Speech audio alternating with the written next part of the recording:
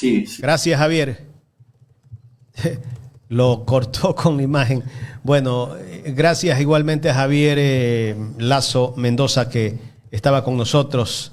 Estaba despidiéndose justamente y no alcanzó a despedirse. Bueno, en todo caso, mil disculpas, Javier. Vamos a entrar directamente con nuestro segundo invitado debido al tiempo. Ya son las 9:21.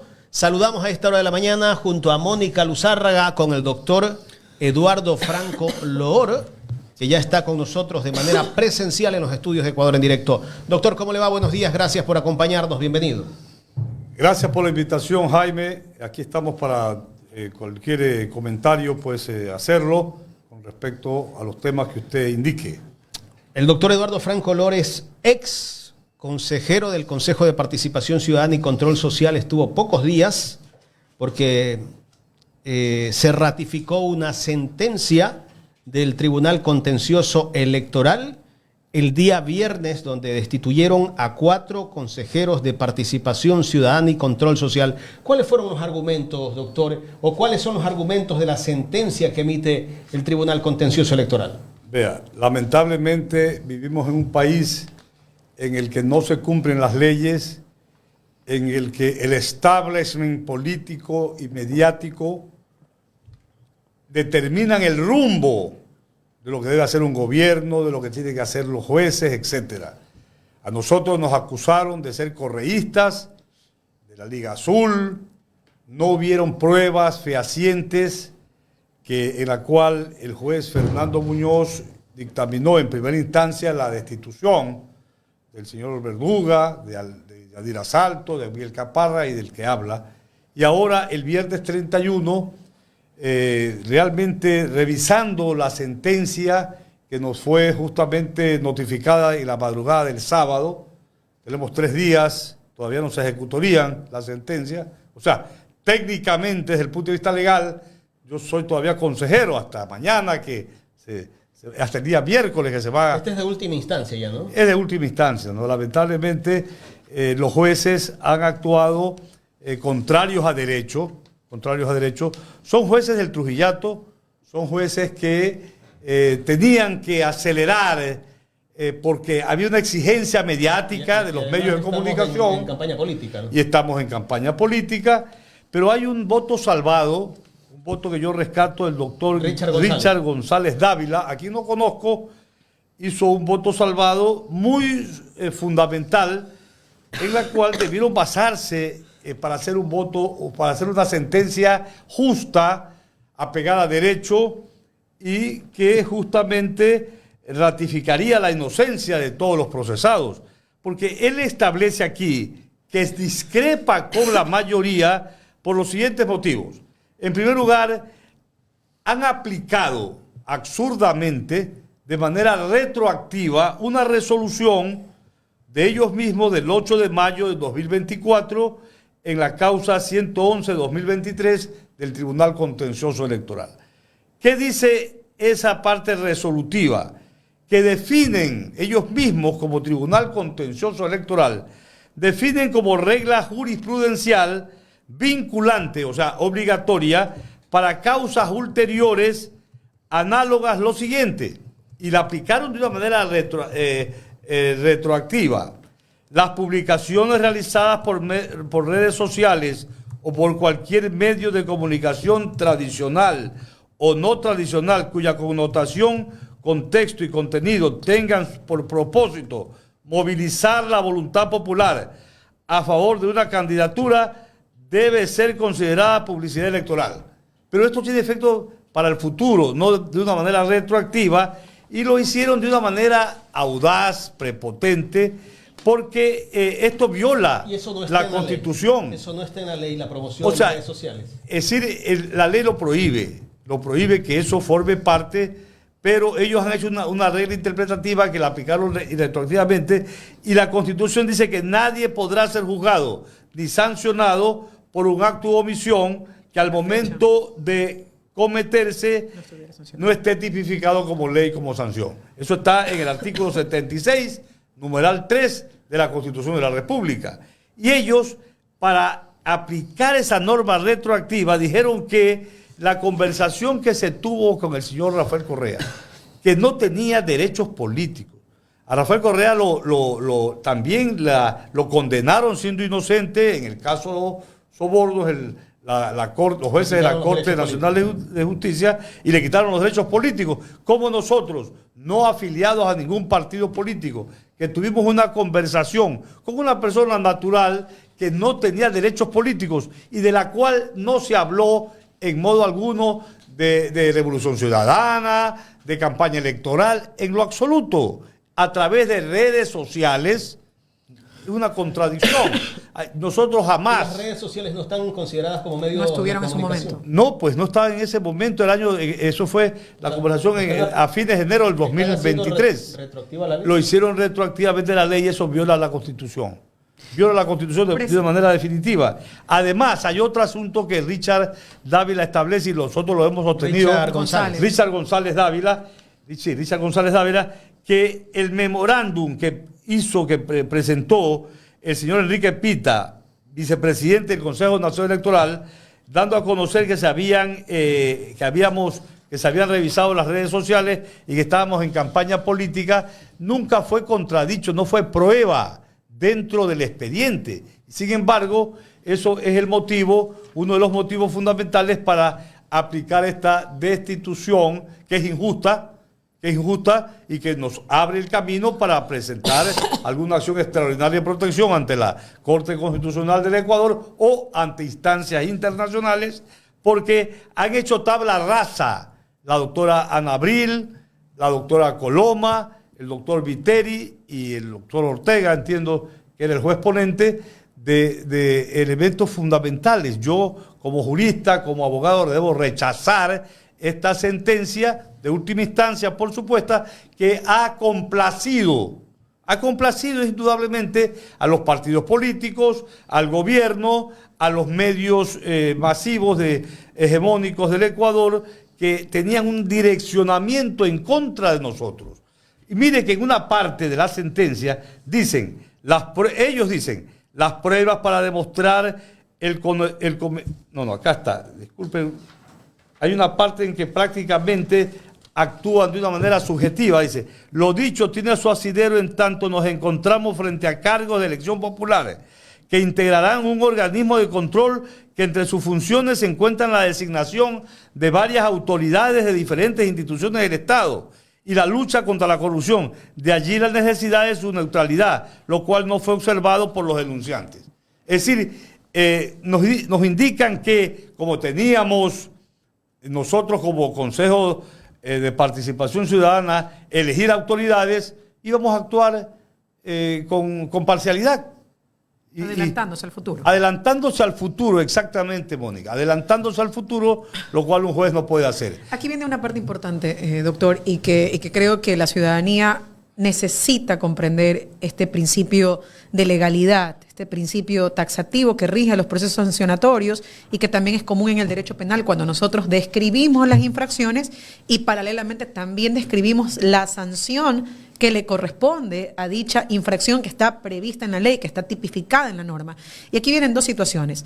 La primera de ellas es que la ley de participación ciudadana sí establece que es una prohibición ser o postularse o permanecer en el cargo si yo he sido en algún momento directivo de un partido o movimiento político o si he desempeñado en algún momento una dignidad de elección popular en el mismo lapso. Pero luego también hay una prohibición que es la codificación del reglamento de promoción de participación, en la cual se dice que está prohibido que partidos o movimientos políticos, organizaciones sociales, servidores públicos, candidatos o ciudadanos realicen actos de proselitismo en contra o a favor de uno de los consejeros de participación ciudadana. ¿Qué es lo que nosotros hemos podido ver? Esta prohibición per se no está o no se encuentra como una de las prohibiciones que sí están en la Ley de Participación Ciudadana, pero luego también en la ley, en el Código de la Democracia, no está pues como una de las infracciones leves, ni graves, ni muy graves. Entonces, ¿cuál es la infracción en la cual el TCE, primero el CNE y luego el TCE, han adecuado la conducta de los 4 consejeros destituidos para así hacer viable la sanción de destitución que desde el criterio incluso que tengo yo, ni siquiera guarda la proporcionalidad y no respeta el contenido de la votación, porque más allá de cualquier cosa, en el caso, por ejemplo, de Augusto Verduga, entiendo yo, fue el consejero más votado a nivel nacional con un aproximado de 2 millones de votos. Entonces, la voluntad popular versus una infracción que tiene que escalar en proporcionalidad, pero de la cual se aplica la más grave. ¿Cuál fue la infracción imputada para que haya sido posible esta sanción de destitución? Sí, el razonamiento jurídico que usted ha hecho, Mónica, es pertinente porque la sanción es por haber cometido una infracción grave de haber hecho proselitismo político. En lo absoluto, yo como Eduardo Franco Lorne, Augusto Verduga, no se demostró que hemos hecho proselitismo político. El hecho que hayamos conversado con el expresidente Correa no es proselitismo político, porque además, como ya lo dije, él no tiene derechos políticos de participación política y nosotros no somos afiliados a ningún partido político, lo cual demuestra que aquí no solamente se violó la Constitución, el principio de legalidad, sino que toda norma, incluso convencional. Mire que yo en 2 oportunidades pedí ser escuchado en audiencia de estrados. Y ahí el acápite 140 dice que lo negaron porque el reglamento del trámite del Tribunal Contencioso Electoral dice que de forma excepcional se puede presentar, los jueces determinar la audiencia para ser oído el procesado. Cuando el Pacto Internacional de Derechos Civiles y Políticos, la propia Constitución de la República, dice que antes de una sentencia el procesado tiene derecho a ser oído por un juez, por los jueces imparciales e idóneos. Entonces sacan un reglamento que no puede estar por encima de la Constitución, no puede estar por encima de los tratados internacionales de derechos humanos, lo que indica que esta es una sentencia con dedicatoria, hecha violando todo procedimiento de orden de justicia y de la ley, fundamentalmente.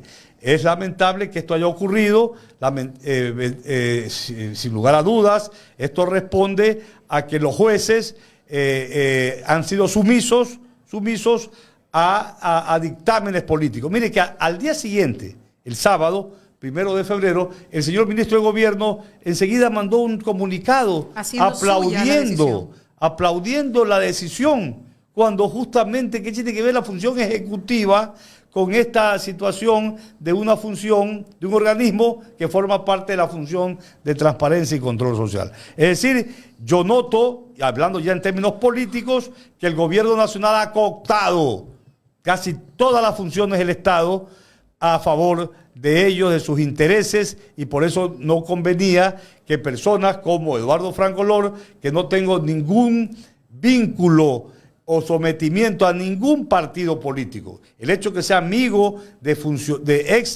un expresidente de la República, como soy amigo de muchos dirigentes políticos de otras tendencias, no me van a encaminar a mí a que yo iba a cumplir mañosamente en la designación de autoridades algo indebido. Yo toda mi vida he actuado conforme a derecho, con justicia, jamás he estado en juicio civil ni penal, y de manera tal que yo pienso que esta sentencia en su momento tiene que ser analizada o por la Corte Constitucional, porque se violaron normas básicas, como ser oído el procesado ante el juez, que va a dictar en última instancia su pena, su sentencia que tenía que ser, en mi caso y de los restos de compañeros, absolutoria. Como bien lo señala justamente el voto salvado del doctor Richard González Dávila.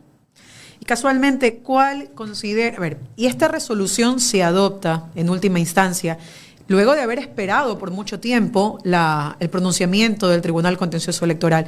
Y parece que cobró celeridad, no sé si usted coincide, con la llegada de Diana Salazar, el allanamiento que se realiza a las instituciones del Consejo de Participación Ciudadana, este acto atroz que pudimos ver casi que en presencia nacional de esta fiscal tomando de manera indebida el celular de Augusto Verduga del bolsillo, y luego automáticamente se activó el Tribunal Contencioso Electoral y de cara a unas 2 semanas determinantes en materia electoral. Pero más allá de eso, doctor, ¿qué está en este momento en juego en el Consejo de Participación Ciudadana en temas de elección de autoridades de control?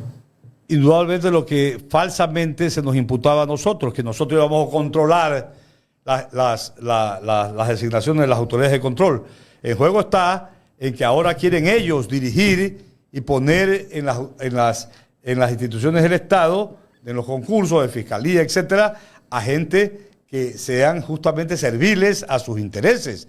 Vea, nosotros adoptamos una resolución el miércoles 22 de enero y al día siguiente la Fiscalía actuó indebidamente allanando las dependencias del Consejo de Participación Ciudadana, cuando ni siquiera en la Corte Constitucional se había iniciado la fase de seguimiento. Porque, ¿qué es la investigación? La investigación dice por usurpación de funciones e incumplimiento de decisiones legítimas de autoridad competente. Resulta que no puede haber, que nosotros hemos actuado fuera de derechos. Yo era consejero, todos los que habíamos adoptado una resolución el miércoles 22 éramos consejeros en funciones y todavía no había la sentencia del diciembre del 2024 de la Corte Constitucional. Se había dicho que había un incumplimiento. Todavía sigue en fase de investigación y entiendo que el viernes 24 de enero hubo la aclaración y ampliación que fue negada, pedida por el señor González, y la Corte Constitucional fue muy clara en esa resolución del viernes 24 de enero, y el lunes 27 de enero el Consejo de Participación Ciudadana dimos marcha atrás, porque había un elemento nuevo que la Corte Constitucional dijo que el señor Richard, el actual consejero, el actual superintendente de bancos, apellido Rodríguez, creo, Rodríguez Bonbúfal, Romero Bonbúfal, tenía que posesionarse. Y en la tarde de ese día, lunes 27 de enero, el señor Romero Bonbúfal se posesionó como superintendente de bancos. Y la Corte no ha dictaminado que hay incumplimiento, de manera tal que la investigación es inoficiosa, lo de la Fiscalía. Yo estoy seguro que la Corte Constitucional va a establecer que realmente no hubo ninguna fase de incumplimiento de la sentencia de diciembre 5 del 2024. Precisamente entonces eso, de cara a un proceso de elección de la Fiscalía General y viendo cómo se ha comportado la Fiscalía General del Estado, ¿qué es lo que le espera al Ecuador hoy en día, sabiendo que quien ostenta casualmente en este momento la Fiscalía General del Estado es una persona que ha sido servil al poder de turno y en un claro afán persecutor de un solo movimiento, de una sola agrupación política, y luego en esta construcción o en esta elección, ya nuevamente, doctor, no buscar el mejor perfil, no buscar a la persona, al ciudadano o a la ciudadana más idóneo para ejercer ese cargo que representa nada más y nada menos que la representación del poder punitivo del Estado, donde tiene que actuar con objetividad, donde tiene que actuar con seriedad, con frontalidad, pero también con igualdad hacia todos aquellos actos que puedan lesionar los bienes jurídicos del país, y que por el contrario, lo que se busca quizás es una persona que a manera de continuidad de la fiscal Diana Salazar se dedique a hacer exactamente lo mismo que se ha venido haciendo hasta este momento. Ni siquiera y esto eso. Ya se lo pregunto como profesor, como docente, sí, como yo abogado. creo que ni siquiera eso, porque mire, el trámite para el concurso no ha empezado. La doctora Diana Salazar termina su periodo en abril del presente año. Tenga la seguridad. Ojalá esté equivocado. Pasarán todos los meses de 2025 y doña Diana Salazar seguirá como fiscal general subrogante. En periodo prorrogado. En periodo prorrogado, porque basta que pidan una consulta al Procurador General del Estado, como ocurrió con el Consejo Nacional Electoral, que tiene suplentes y no reemplazaron los suplentes a los principales que habían terminado su periodo, y el Procurador dirá, sigue en funciones. Y no habrá ningún concurso, ni siquiera porque doña Diana Salazar se ha caracterizado como ser una funcionaria que lleva la batuta en la persecución política a una tendencia política ideológica muy clara en el país. Pero eso es lo que... a ver, hay un tema, por ejemplo, la Procuraduría General del Estado, casualmente ante la consulta de la ciudadana Cronfle, ha dicho, yo jamás, y lo digo así, yo jamás he dicho que los consejeros tienen que quedarse, que tienen que prorrogarse. Eso no ha sido un pronunciamiento de la Procuraduría General del Estado. Es más, los argumentos que utiliza Daniel Noboa hoy en día para mantenerse, por ejemplo, en hoy soy presidente, mañana soy candidato, casualmente responden también a, es que la Procuraduría dijo que ellos no se pueden pronunciar. Entonces, ¿hasta qué punto esta institución, este abogado del Estado, que es la Procuraduría General del Estado, por un lado, emite un pronunciamiento y por otro lado te dice, no, yo no soy la institución que tiene que responderte esto? Claro. Esa es la función que constitucionalmente le corresponde a la Procuraduría General del Estado. No, por supuesto, el procurador no puede ser el árbitro del derecho y de los conflictos en las instituciones del Estado, pero la Corte Constitucional sí podría intervenir, pero no lo hace porque también entiendo que ese organismo tiene sus vaivenes políticos. Lo que está pasando con respecto al decreto 500, etcétera, ya han dicho que tienen un voto de mayoría a partir del 23 de enero, pero no lo dan a publicidad porque el voto salvado... Calculan, o sea, son calculadores, indudablemente. Vea, hay un quiebre el Estado de Derecho en el Ecuador. Y ojo, porque allá también hay gente que, pese a ser jueces constitucionales y no tener, y en la razón de ser, no deberían tener ningún tipo de línea política. Ahí tenemos al juez Herrería, que fue hasta del Partido Social Cristiano, y nadie dice absolutamente nada.